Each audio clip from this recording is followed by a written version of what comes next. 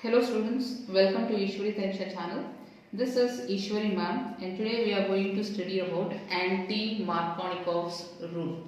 So before studying Anti-Markovnikov's rule, let us see what are the reagents which are required so that we can use to study this Anti-Markovnikov's rule. So the reagents which are required are, the first reagent is unsaturated hydrocarbon. So students, you know what is the meaning of unsaturated hydrocarbon, isn't it? So what is hydrocarbon? Hydrocarbon meaning is a compound which has only carbon and hydrogen. Unsaturated meaning is it can have double bond or triple bond. So example will be alkene, alkyne. Okay, if I want to write the structure, you can write like this: carbon with double bond, carbon with triple bond. Okay, now the valency should be fulfilled by hydrogen atoms. So two bond here, so two more bonds you can write here and here. So these are filled with hydrogen atom. So hydrogen, hydrogen, hydrogen and hydrogen. Same way here, three bonds. So the fourth bond will be here with hydrogen atom, and to this carbon you can write with one hydrogen atom. So this is alkene. Alkene meaning is double bond. Alkyne means triple bond. So the reagent should contain unsaturated hydrocarbon. The second reagent which is required is peroxide. Okay, one example for peroxide will be H2O2. You know hydrogen peroxide. H2O2 is hydrogen peroxide. You can write it like this: HOOH. Okay, so this is called as hydrogen peroxide. So hydrogen peroxide will be used. Students, you know the oxidation state of oxygen, isn't it? Usually the oxidation state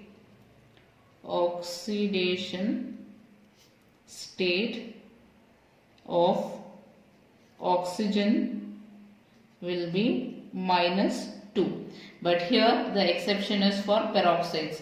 In peroxide the oxidation state will be -1. So remember this, for oxygen it is -1. Even for this oxygen it is -1. So usually for oxygen it is -2. So exception is peroxides. In peroxide it will be -1. And third is you will be using a hydrogen halide.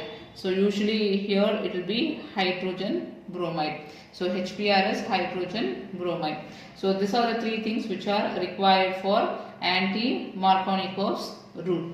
So let us study the reaction now by taking one example. So now we are going to take unsaturated hydrocarbon. So CH3, CH, double bond CH2. Students, what is the name of this compound? So here you can name from here 1, 2, 3. So it will be prop, and at position 1 you have double bond.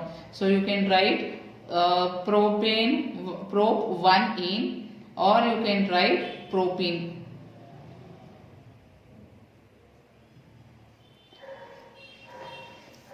Okay, so or you can write 1 propene as well.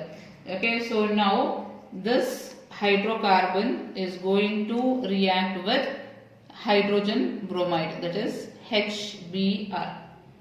Okay, in the presence of peroxide. So here the peroxide what we use is benzoyl peroxide, that is C6H5CO 2 times O2. So this is called as benzoyl peroxide.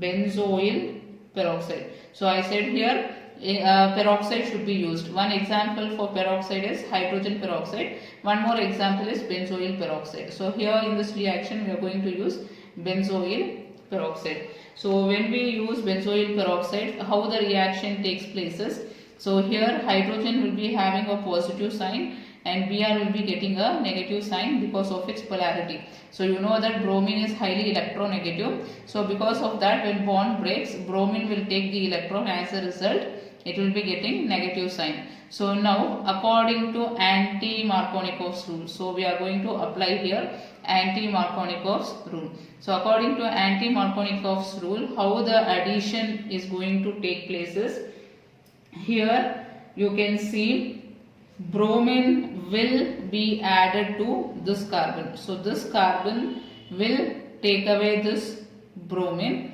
and this hydrogen will get attached to this carbon. So the product here will be CH3, CH2, CH2, Br. So what is the name of this compound formed? 1, 2, 3. So you can write this as 1 bromo propane.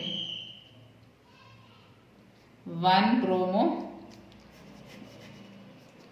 1 bromo propane. So this is the IUPAC name of the compound or the product formed.